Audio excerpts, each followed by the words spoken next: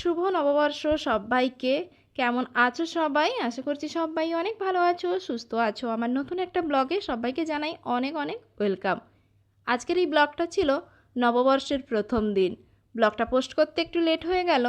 যাই হোক, বছরের প্রথম দিনের প্রথম সকাল সকাল সকাল ঘুম থেকে উঠে চলে এসেছিলাম ছাদে। আর এত সুন্দর লাগছিল ওয়েদারটা, হালকা হালকা হাওয়া হচ্ছিল।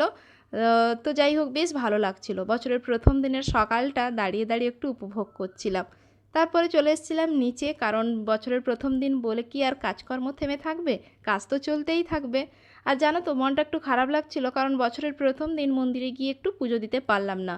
সকাল থেকে মা ঠাকুরের পুজো দিয়েছিল, তো ওটাকে একটু ভিডিও করে রাখলাম। আর পুজো দিতে পারিনি ভাবছিলাম, কিন্তু তারপরে ভাবলাম ঠিক আছে, মনে ভক্তি থাকলে দূর থেকেই ঠাকুরের প্রণাম করা যায়। ওই সব করে টুকটাক কাজ ছিল, সেগুলো সেরে এখন চলে এসেছিলাম রান্নাঘরে। আজকের নববর্ষের স্পেশাল সকালে ভাবলাম একটু লুচি বানাবো। মা এই যে দেখো ময়দা মাখিয়ে রেখেছিল, আমি এখন এগুলোকে বেলে লুচিগুলো ভাজবো। আর বাড়িতে তো আমি, মা, সোনার বাবা রয়েছি, দিদিরা তো নেই। আগের ব্লগেই বলেছি ওরা হলদিয়া গেছে জামাইবুর কাছে, মানে নববর্ষ কাটাতে। আর আমি তো আর কোথাও যেতে পারিনি, যদিও আমাকে ডাকছিল ওরা যাওয়ার জন্য অনেক করে, কিন্তু আমি আর যাইনি। এত গরম, কোথাও যেতে না ভালোই লাগে না। তাই হোক, দেখো ওদিকে সোনা দেখো বসে রয়েছে ফোন নিয়ে। আজকাল ওর এত পরিমাণে জেদ হয়েছে, ফোন তোকে দেখতেই হবে, না হলেই দেখো আমাকে কোনো কাজ করতে দেবে না। যদিও ওই যে দিদির ছেলে থাকলে একটু ওর সঙ্গে খেলাধুলো করে, একা একা থাকলে ফোন নিয়ে ভীষণ আড়ি করে।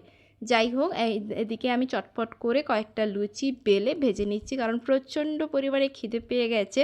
তো চলো এগুলো চটপট করে ভেজে নিয়ে তোমরা ততক্ষণে ব্লগটা কন্টিনিউ দেখতে থাকো। আর হ্যাঁ, নববর্ষের দিন তোমরা কেমন করে কাটালে অবশ্যই কিন্তু কমেন্ট করে জানাতে ভুলো না।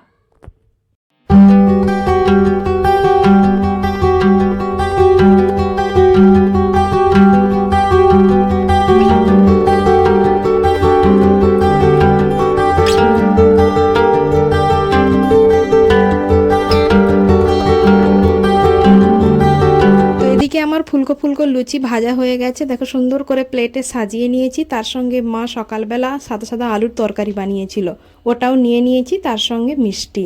আর আজকে নববর্ষ মানে পয়লা বৈশাখের দিন রসগোল্লা থাকবে না সেটা কি করে হয়, তার উপরে বাঙালি বলে কথা। দেখো রসগোল্লাও নিয়ে নিয়েছি। রসগোল্লা খেতে তো আমার দারুণ লাগে। তোমাদের কাদের কাদের ভালো লাগে অবশ্যই কিন্তু কমেন্ট করে জানিও। প্লেট নিয়ে আমি আর সোনা দুজন মিলে বসে পড়েছিলাম সকালবেলার খাওয়ার খেতে।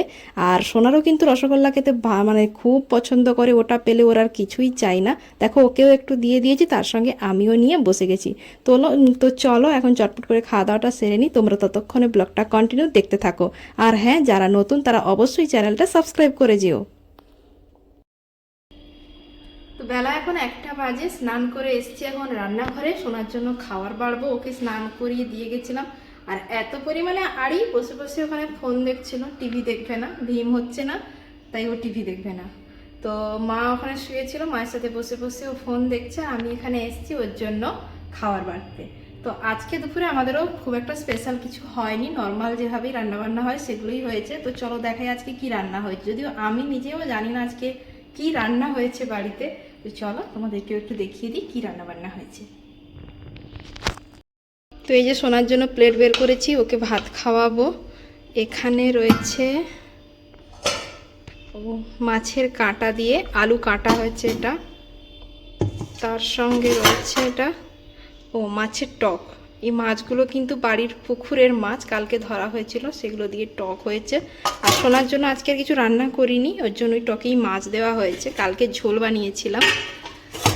আর এখানে রয়েছে এই যে ডাঁটা ভাজা, মানে সজনে ডাঁটার ভাজা। এরা কালকের আজকে সকালে যে আলুর তরকারিটা হয়েছিল ওটাই রয়েছে। তো এই মোটামুটি, আর হাঁড়িতে ভাত রয়েছে। আর এখানে আমাদের বাড়ির যে কুকুর, ওর ভাত রাখা হয়েছে। আর এগুলো আগের দিনের কিছু তরকারি ছিল, ওগুলো গরম করে রেখে গেছে। তো এই মোটামুটি খাওয়ার, বেশি কিছু আজকে নববর্ষ হিসাবে স্পেশাল কিছুই হয়নি। সকালে লুচি খেয়ে এখনও পেট ভার রয়েছে। তো এই চলো এখন সোনাকে খাইয়ে নিই, ওখানে ও শুয়ে রয়েছে, ওকে এখন তুলে এখন খাইয়ে দিই। এখন 6:30 বাজে। এই যে দেখো রেডি হয়েছি, একটু ঘুরতে যাব বাইরের দিকে। যদিও বেরিয়েছি অনেকক্ষণ হলো, বসে বসে তোমাদের দাদাভাইয়ের সাথে ভিডিও কলে গল্প করতে করতে সন্ধে হয়ে গেছে। যাওয়ার সেরকম কোথাও নেই, আমি আর সোনা দুজন রেডি হয়েছি। তাই ভাবলাম এখানে একটু পরে মন্দিরে পুজো শুরু হবে, যাই ওকে নিয়ে একটু ঘুরিয়ে আনবো। তো তার জন্য এই যে বেরিয়েছি। সোনা ওদিকে রান্নাঘরে আছে। তো চলো, ও একটা নতুন জামা পরেছে, আমি আর নতুন জামা কোনো কিছুই পরিনি, যা গরম, তারপরে কোথাও তো যাওয়ারও সেরকম নেই, তাই নতুন জামা পরার সেরকম প্রশ্নও নেই। তো চলো ওকে নিয়ে একটু ঘুরিয়ে আনি। চলো ওকে দেখাই ও কী পরেছে আজকে। বিকেল থেকেই মা ছেলে মিলে রেডি হয়ে বসে রয়েছি, কিন্তু কোথায় ঘুরতে যাব সেটাই বুঝতে পারছি না। আসলে মানে সেভাবে যাওয়ার মতো তো কোনো প্ল্যানও ছিল না, আর প্রচণ্ড গরম। তোমাদের দাদাভাইও নেই, ও থাকলে হয়তো তিনজনে মিলে কোথাও একটা গিয়ে ঘুরে আসতাম। এবছর নববর্ষে সোনার দুটো নতুন জামা হয়েছে, সকাল থেকে তো কোথাও বেরোয়নি, বিকেল থেকে ওকে একটা নতুন জামা প্যান্ট পরিয়ে দিয়েছি। আর এত গরম কোথায় যেতেও ইচ্ছে করছে না। আর সকাল থেকে তো মন্দিরে পুজো দিতে পারিনি, তাই ভাবলাম সন্ধেবেলা এখানে জগন্নাথ মন্দিরে তো রোজ আরতি হয়, যাই হোক বাইর থেকে বসে একটু আরতিটা দেখা যাবে, সেই জন্য বেরিয়ে পড়লাম। মাও আসবে কিন্তু একটু পরে, আমি আর সোনা এখন বেরিয়ে যাচ্ছি।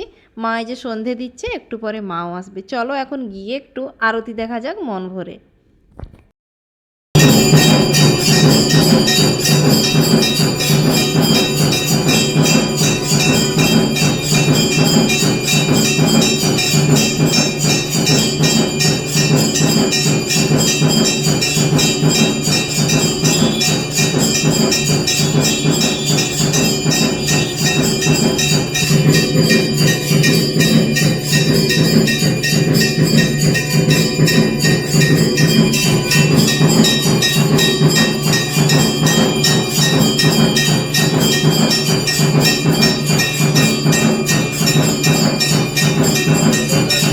পুজো ওদিকে শেষ হয়ে গেছে, আমাদেরকে প্রসাদ দিয়েছিল, ওটাই এখন বসে বসে খাচ্ছিলাম। আর জানো তো, যখন থেকে পুজো শুরু হয়েছে তখন থেকে কন্টিনিউ কিন্তু আমার পাশে বসে চেয়ারে পুরো পুজোটাও দেখেছে। ওর এই জিনিসটা আমার কিন্তু খুবই ভালো লাগে। তারপরে দেখো, আজকে যেহেতু নববর্ষের দিন ছিল, সকাল থেকে এত পরিমাণ মিষ্টির প্যাকেট বাড়িতে এসছে, সোনা কিন্তু সকাল থেকে কন্টিনিউ মিষ্টি খেয়েই যাচ্ছে। আর এখনও দেখো মন্দিরে পুজোর পর কিন্তু প্রসাদে মিষ্টি দিয়েছিল, ওটাও ও খেয়েছে। এখন চলে এসেছিলাম বাবার দোকানে। বাবার দোকানে একটু সুন্দর করে ফুল দিয়ে সাজিয়েছে, দেখলাম বাবা একাই বসেছিল, তাই চলে এলাম একটু গল্প করতে। আর ওদিকে দেখো দুষ্টু বুড়োটার কাজ, বাবার ওই ড্রেসিং টেবিলটাই না গোল গোল করে ঘুরছে। আগের দিন এসেছিল দেখে গেছে, তাই আজকে আর বলতে হয়নি, নিজেই চলে এসছে ওটাকে ঘোরাতে। ওর সঙ্গে সঙ্গে আমিও দেখো একটু ভিডিও করছিলাম। আর এই কাজগুলো এত অস্পষ্ট ছিল, ঠিকঠাক করে ভিডিওটাই উঠছিল না। বাড়িতে বসে বসে বোর হচ্ছিলাম, মনটাও খারাপ লাগছিল, দিদিরাও নেই। তার ওপরে কি বলো তো, বরমশাইও নেই, ও থাকলে হয়তো একটু ঘোরাঘুরি করতে যেতাম, মনটাও খারাপ লাগে। আর আমরা কি বলো তো, প্রত্যেকটা অনুষ্ঠানে তো বরদের কাছে পাই না, কিছু তো করারও নেই, এইটা ভেবে আবার মনটাকে মানে ঠিক করেও নিই। যাই হোক, বাড়ি ফিরে বসে একটু চা খাচ্ছিলাম সন্ধেবেলা। আর আজকে নববর্ষের স্পেশাল কিন্তু বাড়িতে চিকেন রান্না হচ্ছিল, মাই রান্না করছিল, যদিও চিকেনটা আমি একটু ভিডিও বানাচ্ছিলাম। তো যাই হোক, এইভাবেই আজকে বছরের প্রথম দিনটা মা ছেলে মিলে কাটিয়ে দিলাম। তোমাদের ভিডিওটা কেমন লাগলো অবশ্যই কমেন্ট করে কিন্তু জানিও। তো চলো টাটা, গুড নাইট সব।